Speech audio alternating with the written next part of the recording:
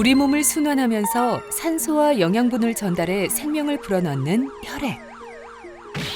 어느 날 갑자기 찾아오는 혈액 질환으로 몸속의 혈액 세포가 생명을 위협하고 있습니다. 혈액 질환 환자들의 대부분은 발병 초기에는 증상을 느끼지 못하는데요.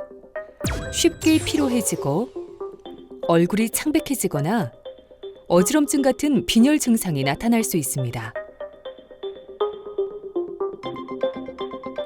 또한 쉽게 멍이 들고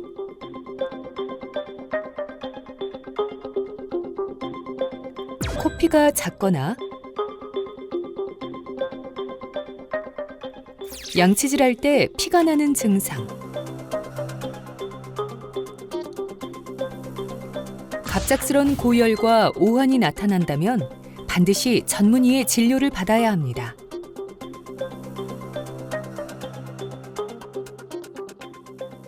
백혈구 감소증과 혈소판 감소증이 발생하는 이러한 중증 혈액 질환은 폐혈증과 뇌출혈로 이어질 수 있고 얼마나 빨리 발견하고 적절히 치료하느냐에 따라서 환자의 생명이 결정이 됩니다. 우리의 혈액은 액체 성분인 혈장과 세포 성분인 혈구, 즉 혈액세포로 구성되어 있는데요. 혈액세포는 다시 적혈구, 백혈구, 혈소판으로 나뉩니다. 이 혈액세포를 생산하는 것이 바로 골수인데요. 골수는 뼛속의 스폰지 같은 공간으로 이곳에서 만들어지는 조혈모 세포가 분화해 적혈구, 백혈구, 혈소판과 같은 혈액세포를 만듭니다.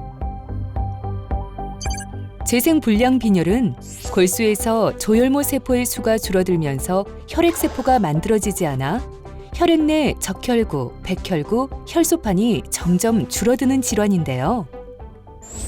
혈액 검사에서 혈액 질환이 의심되면 골반뼈에서 골수를 채취하는 골수 검사를 진행하고 이후 골수 도말 검사와 조직 검사를 통해 골수 생산 능력과 형태를 파악하여 질병의 중증 단계를 평가합니다. 이렇게 평가된 중증도와 최종 진단에 따라 치료 방침이 결정되는데요. 중증 재생불량 빈혈인 경우 치료하지 않으면 6개월 내에 3분의 2의 환자가 감염과 출혈 등으로 사망하게 됩니다.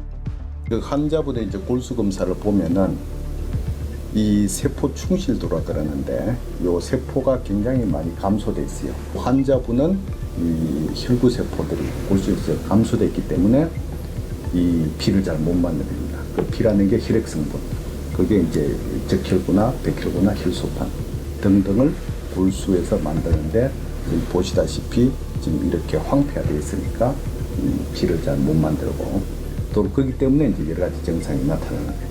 그 적혈구를 못 만드니까 빈혈이 생기고 또 백혈구를 못 만드니까 이제 감염이 잘 생기고 그럼 혈소판이 낮으니까 또 출혈 뭐 이런 것도 잘 생기고 혈색소 농도가 7 이하 혹은 심각한 빈혈 증상이 심해지면은 이 적혈구 수혈을 받아야 되고요.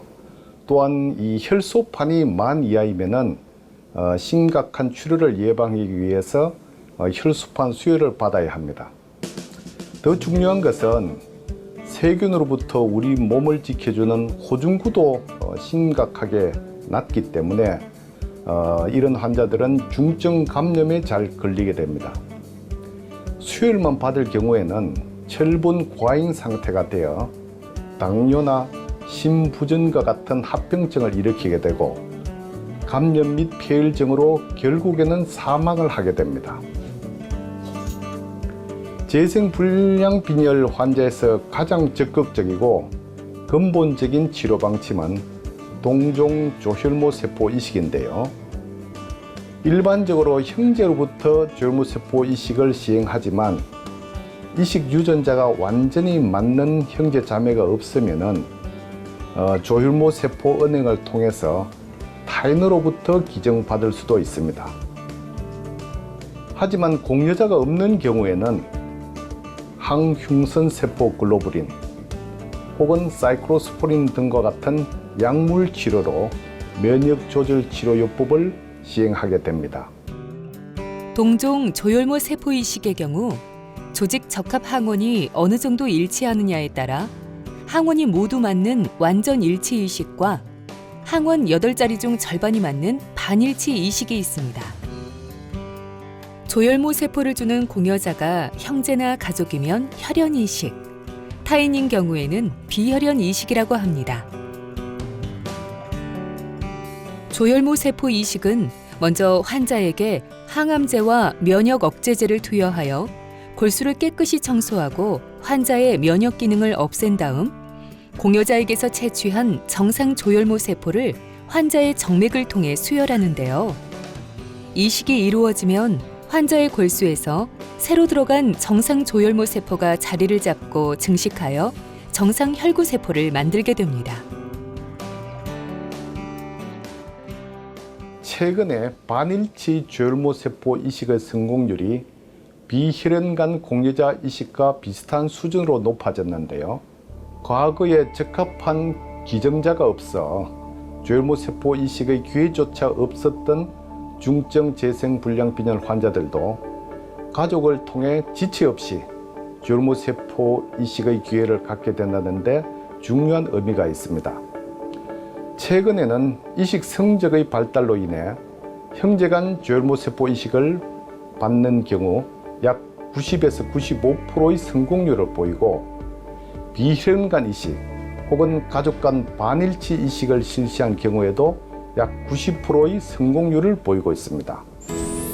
면역 혈소판 감소증은 면역 체계가 혈소판을 이물질로 인식해 공격하는 자가 면역 질환인데요. 혈소판은 혈액이 적절히 응고되도록 하는 반창고 역할을 하기 때문에 혈관이 터져 피가 나도 피가 금방 멎고 멍이 들지 않습니다.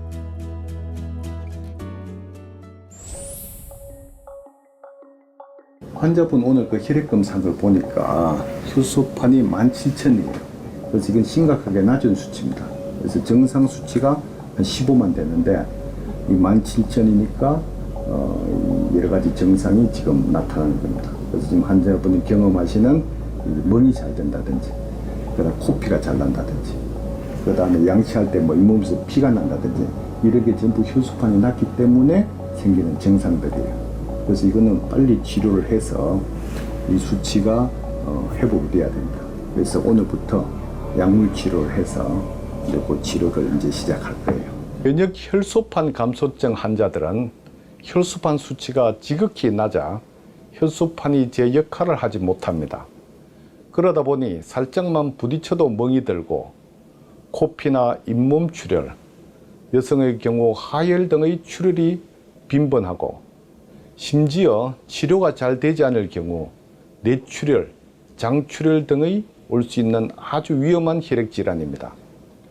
치료는 단계별로 치료 전략을 짜는데요. 처음에는 약물 치료로 한 60 내지 70%가 호전이 되고 만약에 첫 약물 치료로 실패할 경우 면역 글로불린이나 비장 절제술을 시행하게 됩니다. 비장 절제술을 함에도 호전되지 않는 경우 최근에는 혈소판을 증가시키는 신약이 보험으로 사용할 수 있기 때문에 더욱더 좋은 효과를 기대할 수가 있습니다. 희귀 질환인 발작 야간 혈색 소뇨증은 혈관 내에서 적혈구가 파괴되면서 발생하는데요. 일상생활이 힘들 정도로 심각한 피로감을 느끼거나 빈혈과 복통 증상이 나타나고 파괴된 적혈구가 소변과 함께 섞여 콜라색 소변을 보게 됩니다.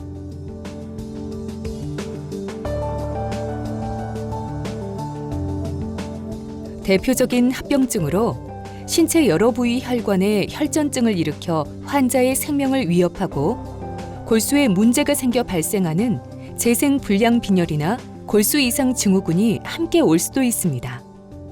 환자분의 그 혈액 검사에서 요 유세포 측정이라는 검사를 해보면은 지금 여기 보이는 요 세포들이 적혈구를 보호하지 못하는 그런 막이 있는 그런 세포들이에요. 그래서 그게 우리 요 검사를 보면은 이렇게 한 63% 정도 나옵니다. 이 뜻은 뭐냐면은 이 적혈구를 보호하는 막이 있어야 되는데 이 막, 단백질을 못 만드는 세포예요. 그 못 만드는 정도가 63%다. 요게 이 병의 근본적인 문제이고, 발작 야간 혈색소 요증은 환자가 걸어다니는 시한폭탄으로 불릴 정도로 무섭고 위험한 질환입니다. 병명이 길어 통상 PNH라는 약자로 부르기도 합니다.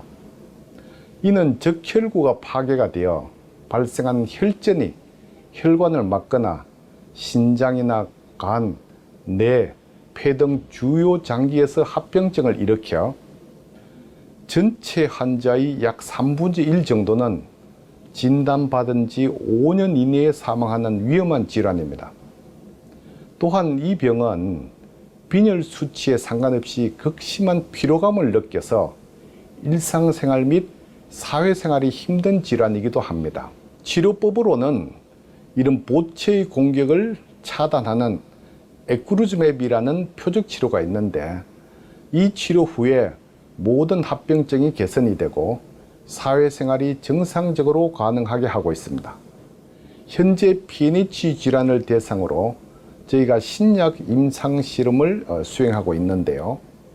이는 전 세계 25개국에서 약 250명 이상의 PNH 환자가 임상 시험에 참가한 전향적 최대 규모의 3상 연구입니다. 이번 이런 3상 국제 임상 연구 결과는 제가 총괄 연구 책임자로서 혈액학 최고 학술지인 브라드에 발표하였습니다. 기존 에쿠르즈맵이 2주 간격으로 주사를 받아야 하는 불편함이 있었는데, 이 신약인 라브루즈맵은 8주에서 12주 간격으로 주사를 받아도 되며, 또한 적혈구가 파괴되는 현상인 용혈을 일으키는 요소를 효과적으로 차단함으로써 합병증을 모두 개선시킬 수 있는 획기적인 약제입니다. 조만간 이 신약이 도입이 되면 환자들이 치료받는 것이 더욱 편해지고 효과도 더욱 좋아질 것으로 기대합니다. 혈액질환 명의 이종욱 교수는 재생불량빈혈 및 골수부전 질환 분야의 최고 권위자로 대한혈액학회 재생불량빈혈연구회 초대위원장, 대한조혈모세포 이식학회 이사장 등을 역임했는데요. 또한 아시아 태평양 조혈모세포 이식학회 상임위원으로 활발한 국제학술 활동도 이어가고 있습니다. 지명도가 높은 국제학술지에 300편 이상의 논문을 발표했고, 다양한 연구, 강연, 교육 등으로 혈액학 발전에 독보적인 학문적 성과를 이뤘습니다. 올해에만 10편 이상의 논문을 발표한 석학으로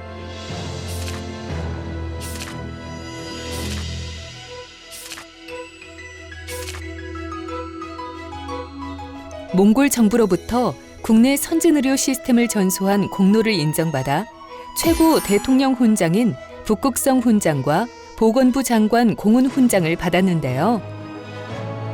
또한 미국 조혈모세포 이식학회에서 혈액학 발전의 공로를 인정받아 디스팅위시드 서비스 어워드 수상자로 선정되는 등 한국의 국제적 위상을 크게 높였습니다.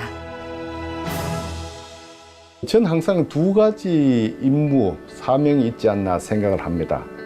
첫째는 의사로서의 사명, 둘째는 제가 몸담고 있는 대학 교수로서의 사명, 두 가지 기능을, 소명을 어떻게 항상 열심히 할까, 적합하게 할까, 충실히 할까 항상 생각을 하고 있습니다.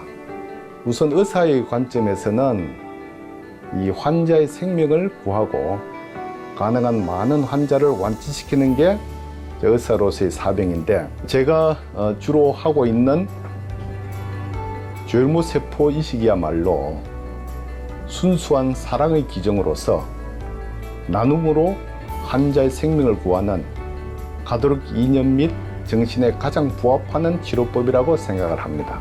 다음으로 이제 대학 교수로서의 사명은 또 이러한 환자를 많이 완치를 시키기 위해서는 부단한 연구 활동이 필수적이라고 생각을 하고, 그런 면에서도 저는 정년할 때까지 열심히 연구 활동을 지속적으로 할 예정입니다. 제가 마지막 바라는 것은 이런 의사 및 교수로서의 사명을 후학들, 후배들에게 조금이나마 좋은 모델이 될 수 있으면 더욱더 좋겠다는 그런 바람입니다.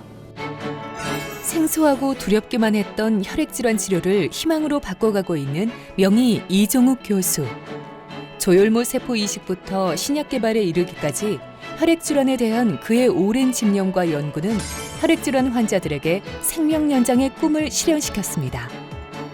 고통받는 환자들이 내일이 기대되는 삶과 건강한 일상을 되찾을 수 있도록 환자 곁에서 혈액질환 연구와 치료에 최선을 다하고 있습니다.